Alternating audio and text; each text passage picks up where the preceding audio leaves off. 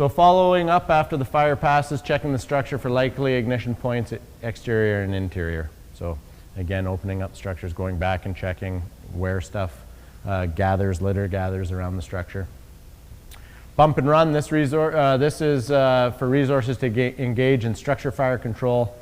And that again is in combination. So we have access and egress routes, we have access to safety zones, all of that. So again, we're out, along the active flank or potentially out in front of the fire here. And we know that's a watch out situation. We know we need to be mobile, but we know that we can do the work on some of these spot fires, either as it arrives or as it's passing, supported by BC Wildfire, to try to direct this fire around where we are.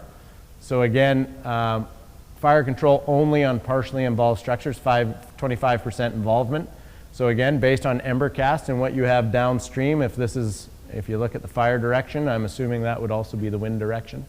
But like last year in Christie Mountain, Chief Watson had a river of embers coming down towards him from a structure fire, and it was decided to go up and put that thing out. Dawn turnout gear, Dawn SCBA put it out, and it was a loss.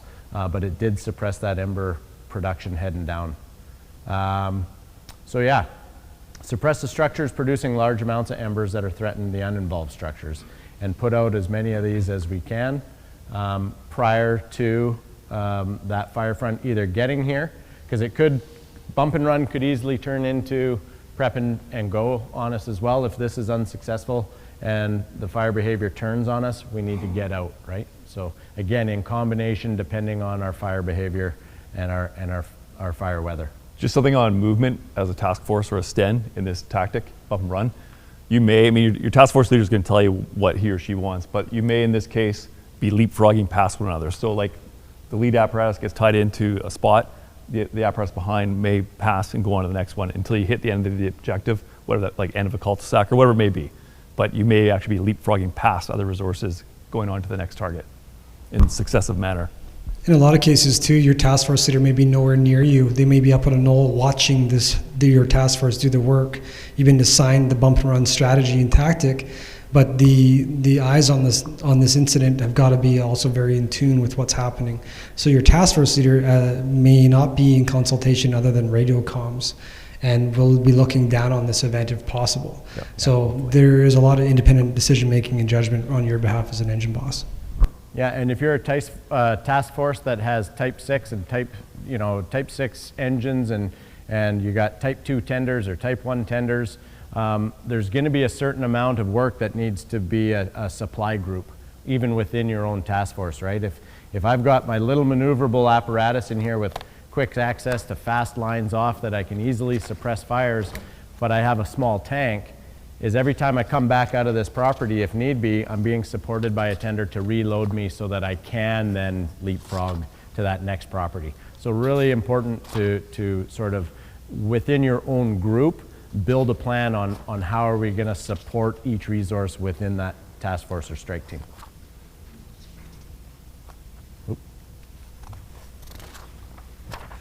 So bump and run, again, you're driving along these roads and you're looking at fire that has spotted ahead of the fire front, and it could be, we've seen spotting from the organized flame front kilometers ahead, and so you might be a long way ahead of that fire, but you're starting to see these spot fires landing, right? And so now you're driving along this road and this spot fire starts heading towards that structure. You know what, your appropriate action, or maybe even your assignment, is to secure the access and egress of that road, is you start putting these out. And you're putting these out, and as long as you're successful in doing that, putting a quick scratch guard around and you're keeping up to the number that are being produced, then you're good. As soon as you are unable to keep up with these, what does that become for us? A trigger point, right? That trigger point for us to call to our supervisor and say, hey, because we might be up at a lookout and you're saying, hey, you know what, we can't stay ahead of these. Yeah. There's more spot fires landing now than we can actually deal with.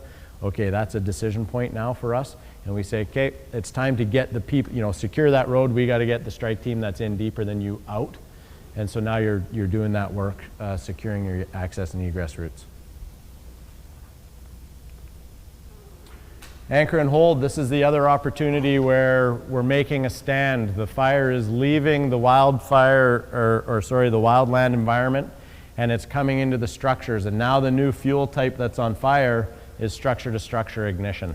So we're making a stand in this community that is well organized, well defined, has a hydranted water supply. And again, if we're gonna tie into a fire hydrant and fight a fire that's involved in a structure, that's why we have our structure gear and our BAs. So don't just be walking around doing your prep and defend while that fire's coming up and you can have a handkerchief on. Don't be wearing your SCBA. Save it for the times when you'll really require it. Same with your donning your turnout gear. Do it when required, not all day long, because you'll be exhausted by the end. So in combination with this is you can have bump and run going ahead of it, and this is what we do sort of on our day two, is we'll identify a spot where we make a stand. We say, okay, in this community, we're not gonna let it go past this point. We're gonna try to stop it here. And so we're gonna anchor in and we're gonna hit it with big water. We're gonna use the municipal water supply, deck guns, 2.5s. Yeah. We're gonna do everything that we can in a defensive structure firefight to stop this. But we also need to be supported by our additional apparatus putting these spot fires out that are being caused by that fire ignition or even this organized flame front, right? So we're trying to get it to push past our community and secure it. Here, you know, we have a large diameter hand line that's been laid out and supported with these lines. That's a lot of resource to put on the ground. I know we've had conversations in the past that to pick this up and go in the event that this tactic fails, that's a lot of work. That's where we're just gonna cut and run and leave that stuff. So if you have more maneuverable apparatus that can bump and run and be supported by tender ops, so they can quickly deploy a line up here and then turn and put it up here, reload it, move down to the next one and be nursed by a tender, that's another great tactic to use in a situation like this. I think one thing about anchor and hold that people need to keep in mind is, like, you absolutely need tactical patrol in behind you, because it's very easy to have Ember go, if you're anchored along this road, all structures and fuel down here, Ember behind you, and now you have fire behind you, right? So you gotta, and we'll teach this in day 2, how we utilize tactical patrol in behind, supporting you, and basically acting as a lookout and watching what's going on back there. Like Chad said, don't be afraid to use deck guns if they're appropriate. If you need to, like, choose a house that's throwing off tons of embers and needs a quick hit, just hit it hard if you got the water supply, and it's safe to do so.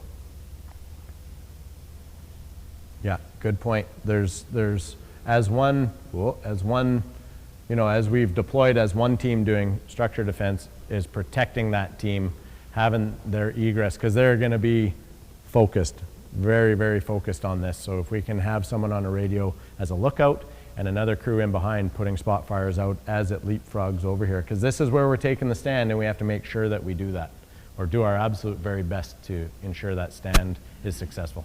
Lou?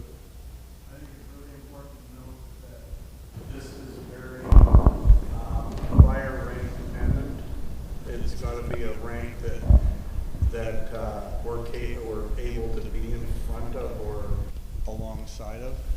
And I think this is more of a flank type tactic in a lot of cases, like the arrow indicates there, that this isn't something, we had this in Crawford Estates in 2003 where we set up like this in Crawford for a frontal attack on a rank 4 fire coming down the hillside. And like Brent mentioned, we had spotting in the neighborhood behind us, and I don't know how many engine companies were there, but they left all of their equipment on the street when they fled for their lives. So this is more of a flanking type tactic, and again, the rank of fire is quite dependent on whether we can actually pull this off, because it takes a while to get this all deployed too, right? For sure. I think it's a really good point. Totally like what we saw in the last video there, where the fire behavior, like rank 2, maybe into a 3 a little bit, like absolutely like along the flank, steering it around. Totally. We use this tactic a lot in West Kelowna. Like we have a lot of like developments on top of hills. We'll get a fire, like again, rank 1, 2, 3, maybe, running up the hill. We got great water supply up top. We'll get engines in there. anchor in, and just, we got defensible space and just knock it down. Yeah. Chad, Crawford is a whole different kettle of fish. If you go to the next slide, you'll see a good example of flanking anchor and hold on Christie Mountain. Yeah. So that's Christie Mountain Road, and Yep. there's 6 apparatus backed into those properties. I'm up on the hillside, and you can see the flanking fire up on the hillside there that's coming down into the community. Slowly, this rank 2 kind of ground fire after the night of a lot of the action in the wind event. And that ember shower came into that community, but having the anchor and hold tactics in place gave us the opportunity to anchor right into those properties and protect them specifically with the appropriate apparatus and the fuel types and the fire front, which was flanking. At the end of that community, it was more of a head-on direct attack, and that's where we deployed our sprinkler systems. Yeah. So different tactics can be deployed in the same subdivision in some cases. Without a doubt. You could have sprinklers, you could have bump and run tactics, you could have anchor and hold, you could have fire front following in some cases.